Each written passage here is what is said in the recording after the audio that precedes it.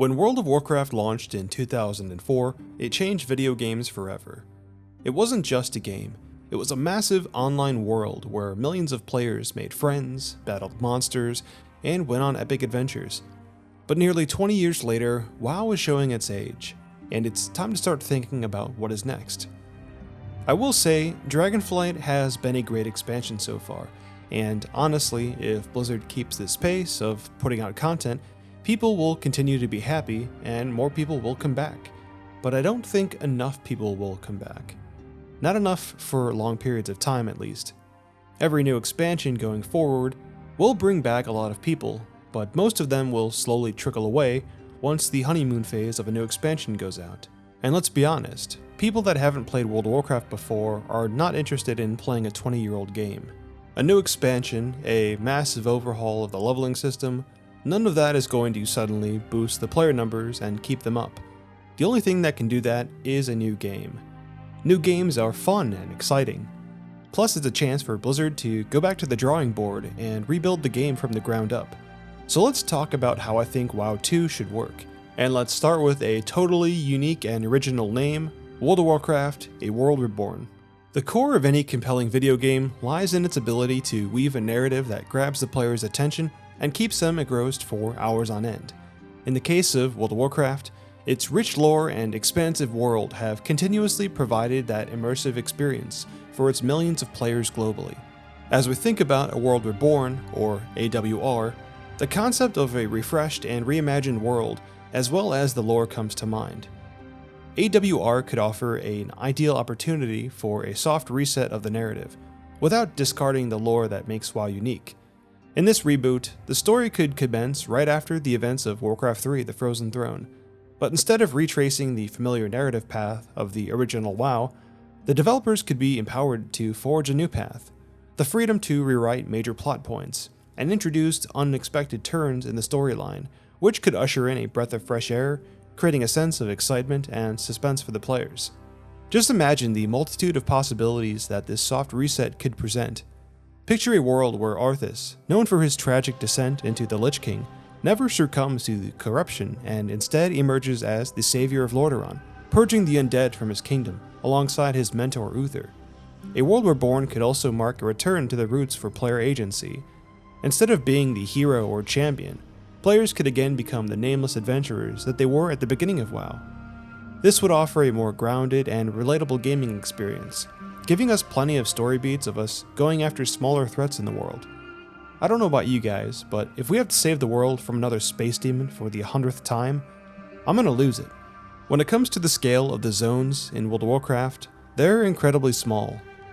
If you were to walk from Stormwind to Westfall, realistically it should take you days to get there, rather than the 2-minute ride on your mount. In A World Reborn, I would love for them to attempt to fully realize the zones by making them huge. I think on average every zone in the game should at the very least be 200 square kilometers. Just as an example, here's the map of the game DayZ. This playable area is 220 square kilometers. And here is the zone map for Elwyn Forest, which is only 25 square kilometers. You guys see how small it is compared to this? And they wouldn't even need to fill every single spot on the maps with points of interest. What I think would be good for the game is to have these massive, empty spaces of nature. And I know what you're thinking, if every zone in the game was this huge, it would take them forever to make the world. Well, no, actually it wouldn't. With the help of procedural generation, they could procedurally generate the whole world and then go back for every zone and just, handcraft certain areas for points of interest and quest lines and things like that for the players. I don't know about you guys, but it really annoys me and breaks my immersion when I'm in a snowy region or zone and then I ride through to the next area and then the snow is just magically gone and I'm in a desert. With massive zones, the art team could do a lot better with transitioning the different biomes and make things look a lot smoother. And having all of these vast open zones with lots of empty spaces could be perfect for them to add future content to the game, rather than the situation we have now where we've got 10 years of expansions, and you look at the world map and it's just islands. When it comes to graphics, this one is pretty much a no-brainer. I would expect them to switch over to the Unreal 5 engine. It's just far superior to anything else on the market right now, and let's face it, building your own game engine takes time. like years of time and money, and still it's not a 100% guarantee that it's going to be really good. Plus, so many game developers nowadays have tons of experience working with the Unreal Engine, so you wouldn't have to waste any precious development time training people on your specific engine. Now you can just have people just come right in and get to work. For the overall look of the game, this one is not really hard to think about. Just look at Overwatch 2. This game, in my mind, is the natural progression for what an updated WoW might look like. The characters are much more detailed and still retain that stylized, almost cartoony look that Blizzard is known for. Just one visit to the map Blizzard World, and you can practically imagine yourself already inside A World Reborn. In my opinion, WoW has way too many unnecessary races in the game, so I think A World Reborn would be a perfect way for them to go back to the basics. So here's my lineup of races that I would ship with for the Alliance. Humans, Night Elves, Dwarves, Gnomes, High Elves. Have you heard of the High Elves?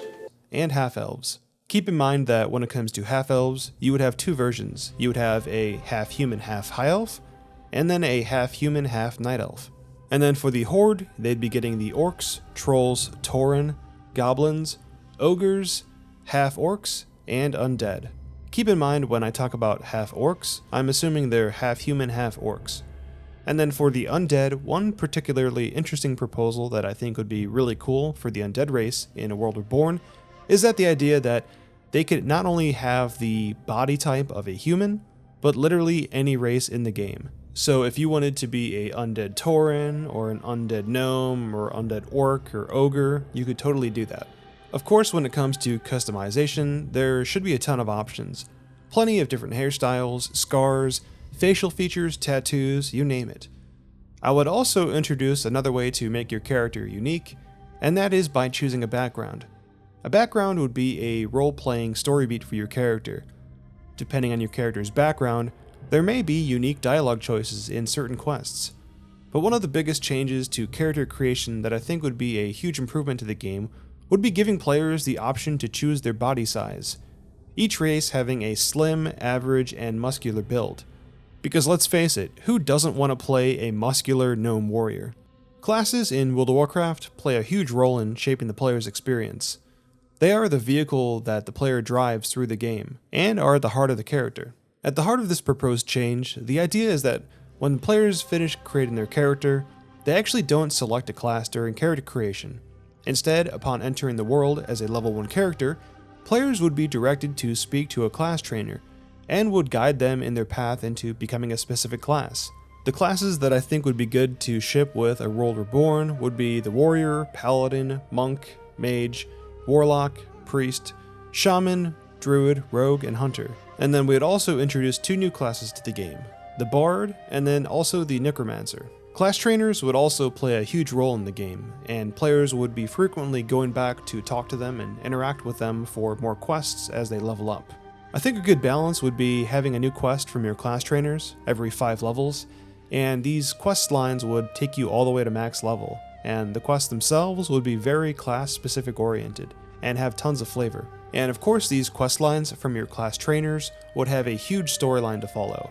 For example, if you played a rogue, the first couple of quest lines that you'd be doing for the rogue class would be, trying to pickpocket guys here and there in the streets of Stormwind, and then once you get to level 55 or close to max level, you'd be doing a full-on Ocean's 11 style heist in the vaults of Stormwind, where you're having to find a way to get inside and build a team.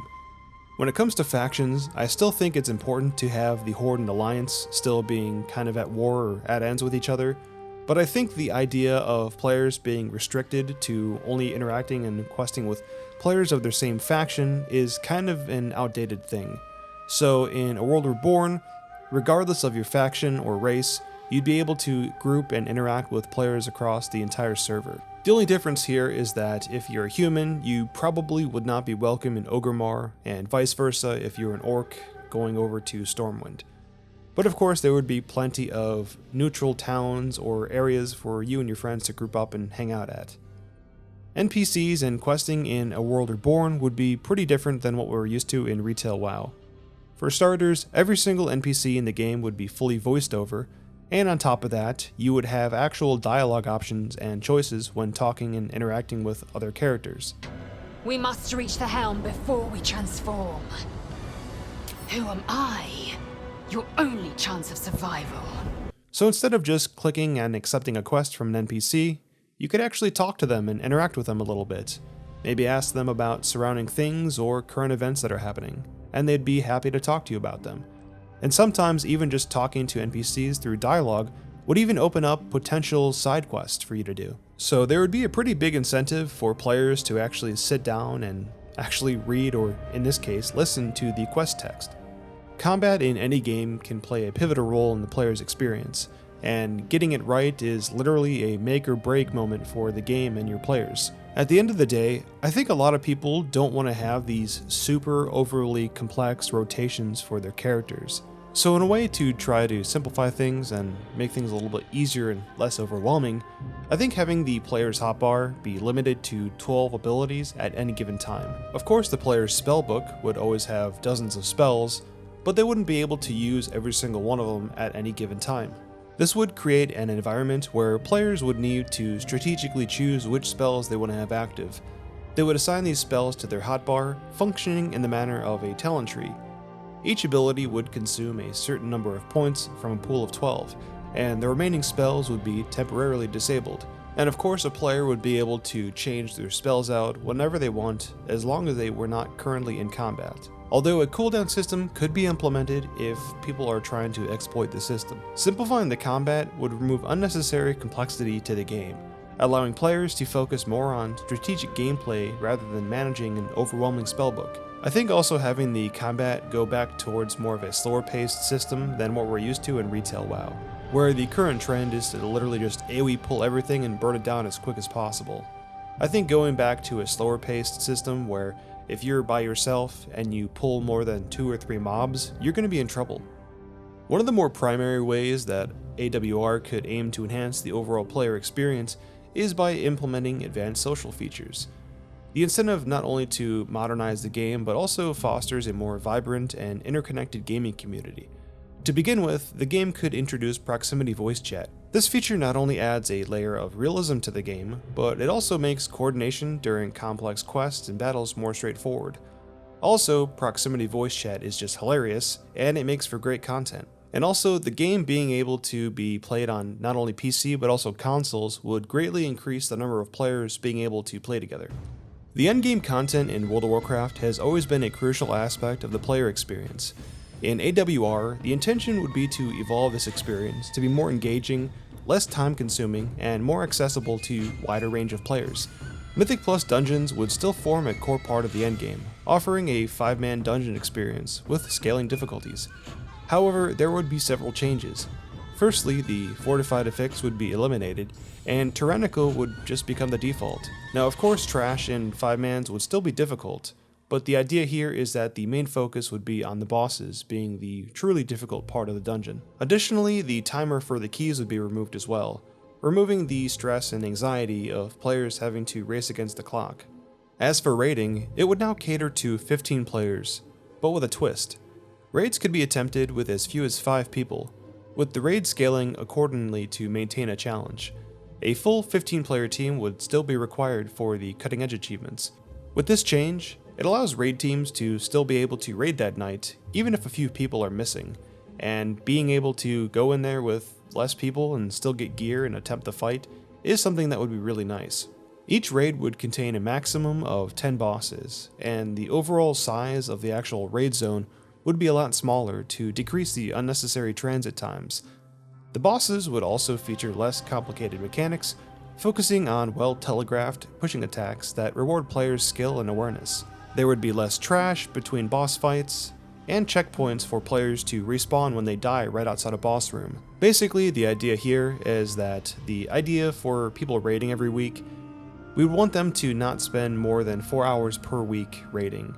That way players with busy schedules can feel less stressed about not being able to raid with their friends, and on top of that, players with more time on their hands would be able to use that time to do other things in the game.